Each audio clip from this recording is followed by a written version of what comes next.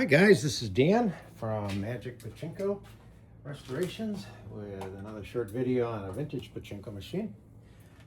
Today we are featuring, I believe, this is a 1963, certainly from the 60s.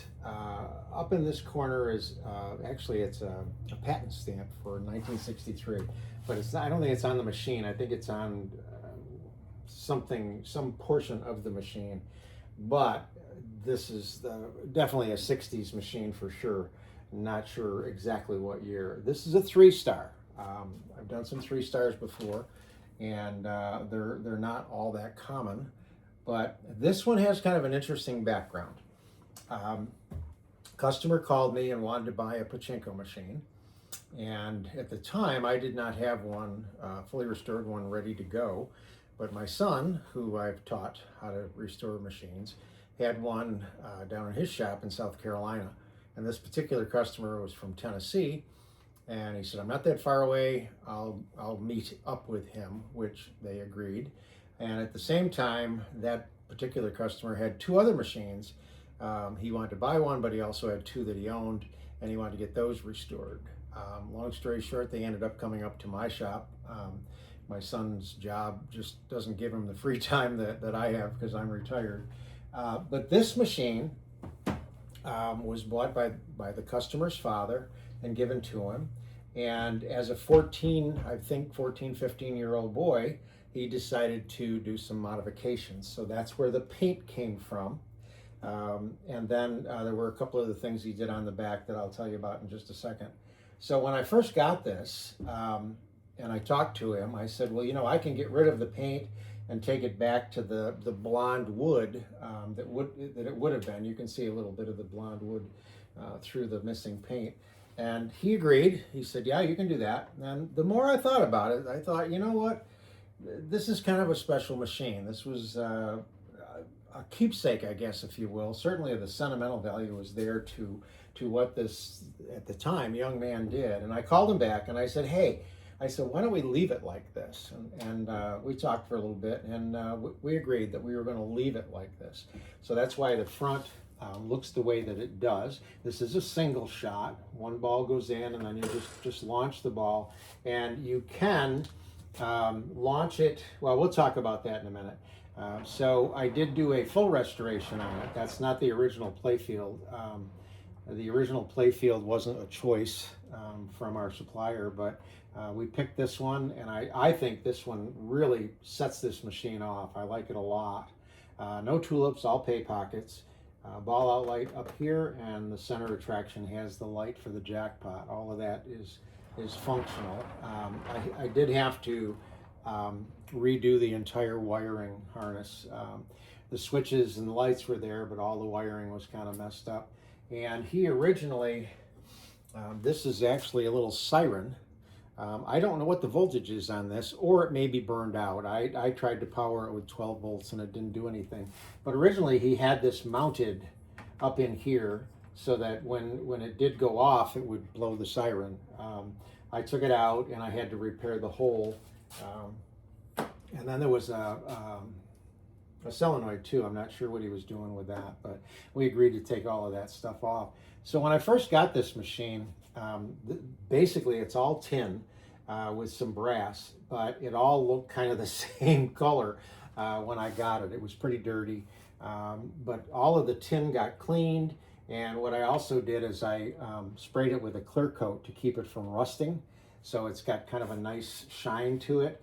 And then all of the brass, which was patinaed down to just brown, I took care of that and got that all cleaned up. Now this is the seesaw chamber, and I cut a little piece of plexiglass to drop in there, keep that covered up. What else? That's pretty much all, except putting it back together. These are quite a challenge. These are definitely not a first-time machine, your first attempt.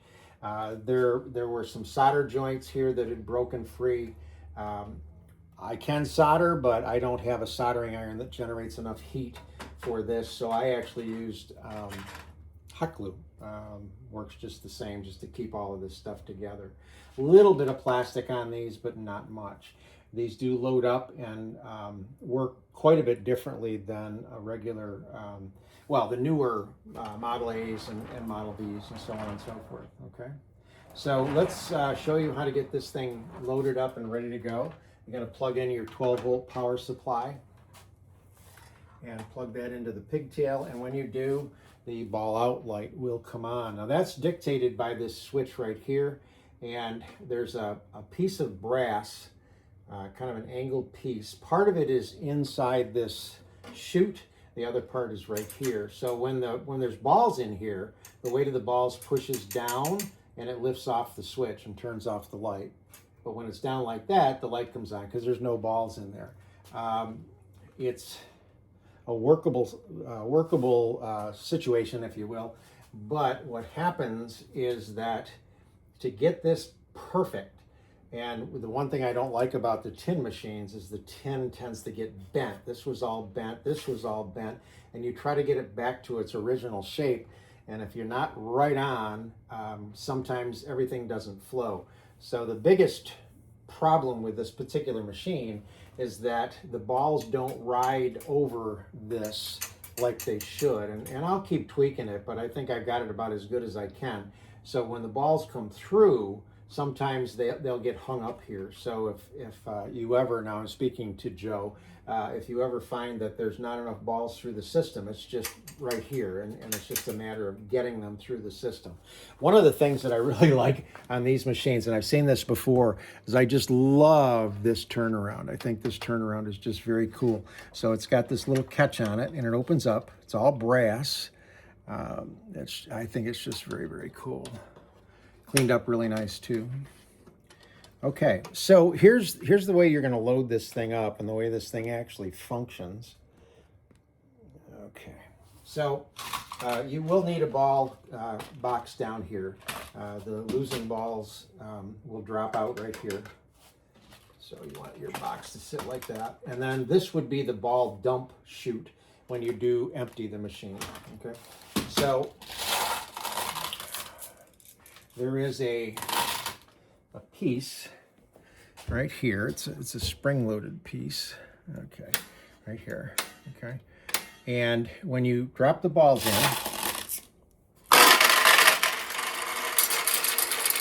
they roll through and they stop right there. Okay, and when there's enough balls in here, okay, it turns off the ball out light. It pushes this up and out of the way so that this piece will drop.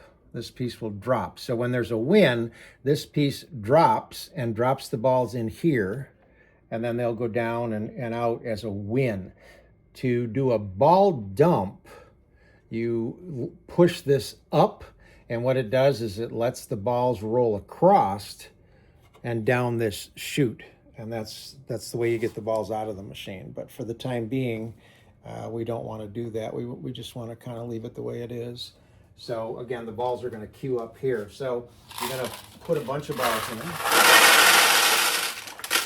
like that. And then again, the losing balls are going to drop out here. Now, there's a feature of this machine, as with all of the single shots, that I'll explain in just a minute. But it's easier to explain from the back side, okay? So we'll just spin this kid around. And now we're ready to play. Ball out light is off. So I grabbed a handful. I'm not sure what I want to do with a handful. You put one ball in and you launch it. Now, this is plexiglass. Although I've got the machine tipped back, plexiglass tends to be bowy. This did have a piece of glass in it, but it was in really rough shape. My suggestion to the owner is to replace this piece of plexiglass with a piece of glass. And then you won't get that happening, where they hang up in the drain hole. So there's a couple of different ways you can shoot a ball with this particular machine. You can go all the way down and let go, and not quite there. And it will go all the way around, and the second time it loses its momentum.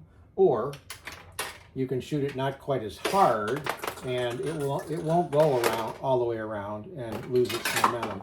Ideally, what you want is you want the ball to lose its momentum right down through the middle.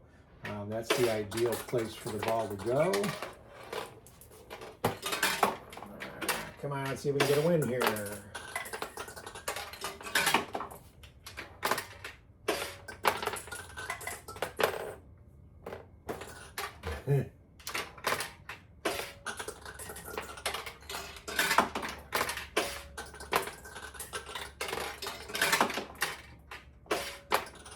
There we go.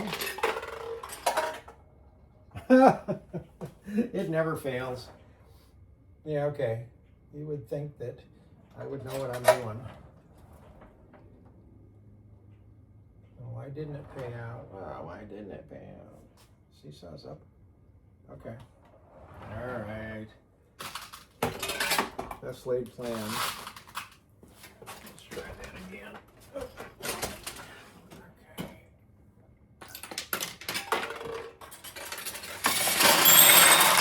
There we go.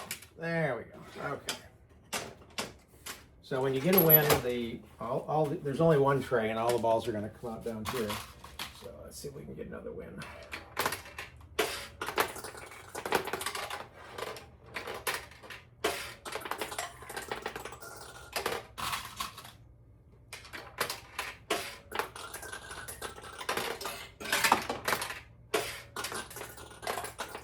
So close. Let me open up the door again, and we'll just run a couple of balls through it. So there is a pay pocket right up at the top, and then this is actually a little window where the balls could go in here also.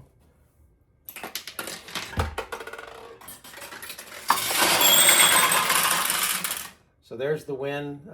The jackpot light comes on.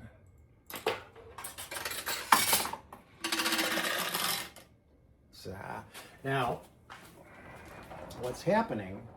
Yep. Is what I was talking about earlier. This should be full of balls right now, and there's no balls there. They're getting hung up right there.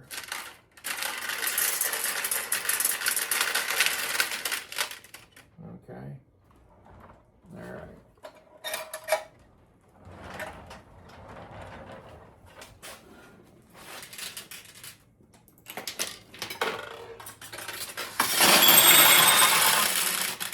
Okay. So that's what it looks like when you get a win. And it's just and again, I'm going to try tweaking it a little bit more, but this is the hang-up point. So if you ever don't get a win and you turn it around and you go, oh yeah, there's no balls there, it's just a matter of getting them to get down and around to where when the jackpot goes off, it's going to drop this drops down into here, and that's the jackpot. Okay, actually, let me do this.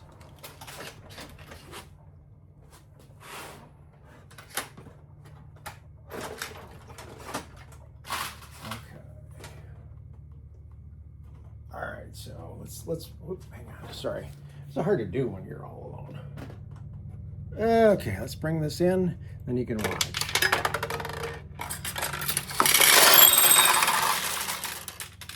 So that's how that works. Quite a bit different than the later machines. They modified the way that things work. So this is a 1963 probably, 3-star. With a single shot. Oh, and the one thing that I did not talk about is down here, this little piece right here, this little push thing. And if you notice here, right here, on most single shots of the day, they had, and I still don't understand this, but I guess the Japanese could play single shots very quickly. If two balls came in, dropped into, say, these two pay pockets, pretty much at the same time, they were just one right behind each other, the first ball would pay out. The second ball would actually end up in this little window here, and it could store, I believe, 4 balls here. So if you ever get into a situation where you see a ball ending up in here, if you're playing fast, and a ball ends up in here, that means that you got a double win. It only paid out once. So to get the second payout, you push down on this little plunger here. And what it does is it takes the ball that's in there and it pushes it back into the seesaw so that it'll tip. But you got to give it a pretty good whack for it to work. Again, it's all in how things line up, and things get bent, and it doesn't work. It works. You should just go like that, but you really got to kind of give it a good shot. But the chances of getting a ball in here to begin with are probably slim to none anyway. Not sure why they ever put that feature in there. Okay, so that's the 63 3-star. Hope you like it.